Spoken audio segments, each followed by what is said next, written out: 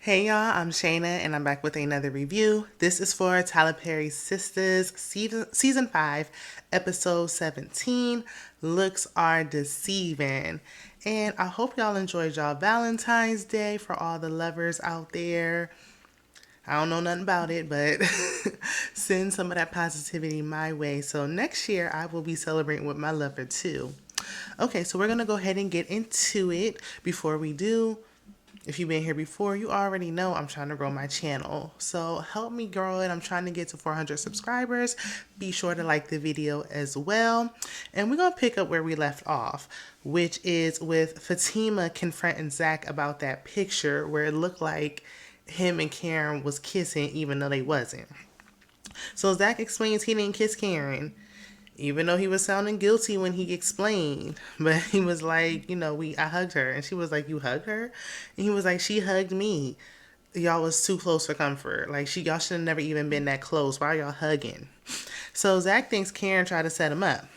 I don't think she set him up. I don't. Who did it? Who knows? Maybe that friend Angela did it because she was jealous. So Zach wants to leave because he's upset. He's pissed. And Fatima's trying to stop him. She like, no, we need to talk about it. And he like, listen, at the gym, you want to respect. When you wanted to go, you wanted to go. So give me that same respect in return. So eventually, after he convinces her, she lets him go. Bio comes over to Sabrina's place, and we know Sabrina needs to ask him for that favor. So she tells him what Q did and why she's been MIA because he don't know why she hasn't been answering his calls. And she asks him for the 1.5 mil to bail Maurice out. Now Bio, he like, I don't know, I'm not sure, and he sounded a little homophobe. It was coming out, and she was like, "Oh, you're homophobe," and he was like, "No, I'm not." Yes, you are, but okay. He ends up saying no because she had said like, "Oh, her friend Maurice was messing with a guy," and he like, well, "Wait a minute, what? Nope." I'm not putting my name on the line for that. I wouldn't either though. You ask, that's a big ask. But I mean, I give it to her for even having the courage to ask. I'm like, she's desperate. So as he's leaving, Calvin pops up unannounced, and Calvin is like, "Look, Bio probably stole the money," and she like, "No, he legit. Like he got money. He come from money. Like." And she was like, "Look, I got 87,000. Calvin says he got 20,000. Where is Sabrina getting all this money from? Like, how you got $87,000 just saved, and you just a supervisor at a branch? Listen. I've worked at branch. I know how much they get paid, and I mean, I don't know if they paying more in Atlanta or what." So Calvin said his dad offered to put his house up. His dad offered to put his house up for Maurice. Wow. And if his dad's offering to do that, then Calvin, why are you Maurice's roommate in the first place? So Calvin mentioned Q's been riding in Maurice's car and sleeping in it. That's why he's trying to get to Dani's house. He's trying to get to a nice warm bed. Meanwhile, Robin steps into Andi's office and he asks her out to dinner again. And finally, she cracks and she says she'll have one drink with him. And I don't know why not. You and Gary ain't together. You should have been had the drink. You owe him that at least. So Preston is still at Dani's and he asks her like, why won't she marry him? She's like, look, we don't have enough in common. Dani just stubborn. Like, it could be Mr. Right. God could be like, this isn't Mr. Right here. And she's still going to be trying to fight it. So let it be. Dani admits she loves him, but not the way he loves her. She barely want to admit, she don't really want to admit that she in love with that man and she's afraid of getting hurt. That's what it's looking like. So Preston asks what he can do to change her mind. She's firm on her no, like she's not letting up. And he said he gonna leave tomorrow, like that's it. So I guess bye Preston. Zach comes to the salon. Only Pam is there. He's snapping on Pam and he calls Karen from the salon phone. And she tell him, he's like, where you at? She tells him, he said he coming to the restaurant where she and Aaron are at. And Pam, before they hang up, she mentions, he said something about a picture. So Karen, like, what are you talking about? She don't know what's going on. That right there should let him know, like, it's not no setup. You need to calm down because you're going irate and it's not going to turn out well.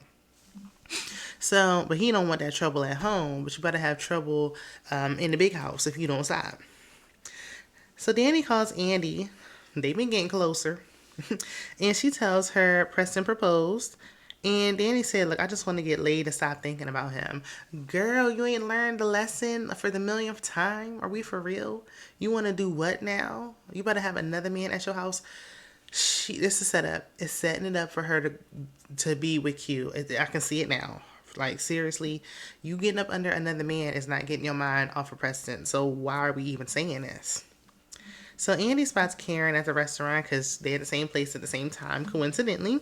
And she pulls her to the side, and Karen tells her Zach is coming. He's really angry, something about a picture. And Karen proceeds to accuse Andi. She like, wait a minute. Like, did you tell him something? Are you the reason why he's on the way? Did you tell Fatima something? I don't know how much longer this sisterhood, this friendship is gonna last because she don't trust Dani. Not Dani. She don't trust Andi. Andi can't keep playing both sides. So every time Andi's speaking to Fatima, she works with her. Fatima's her assistant. She's gonna talk to her. She's always thinking anytime something happens with Zach that Andi's behind it when she literally has nothing to do with it. But I mean, she, like the rest of us, just happen to like Fatima and Zach together. I mean, it just is what it is. They a better fit.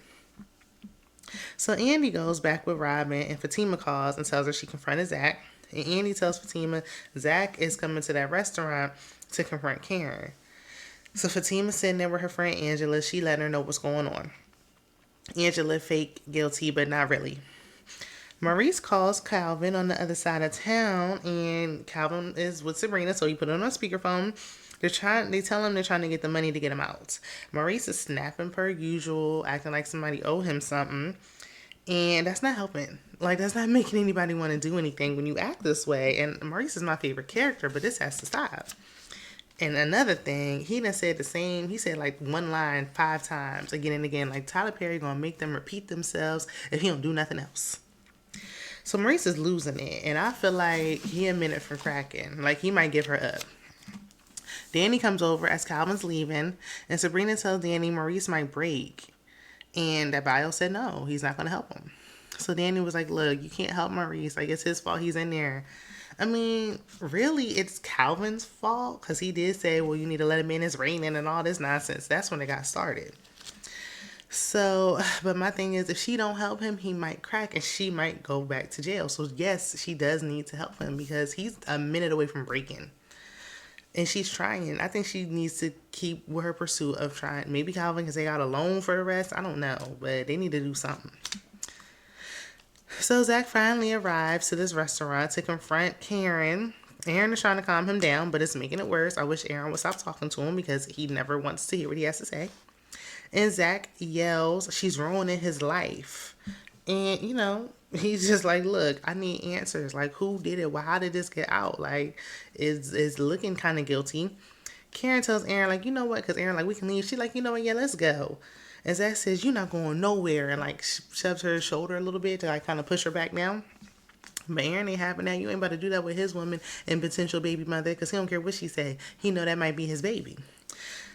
So next thing you know, Zach and Aaron get to tussling. They up there starting, they ain't even no tussle. It's turning into a full-blown fight. And I'm just like, I hope Zach don't go back to jail. But that's where the episode ends. So we gonna see what happens next week. Because y'all can't be doing all that in front of them white folks. Let me know what y'all thinking. It was a little dry. Like, the storylines is dragging. Can we get to the point where Karen's showing? Like, something. Give us something. We need something, okay? But let me know what y'all thinking down in the comments, and I will see you in the next one. Bye.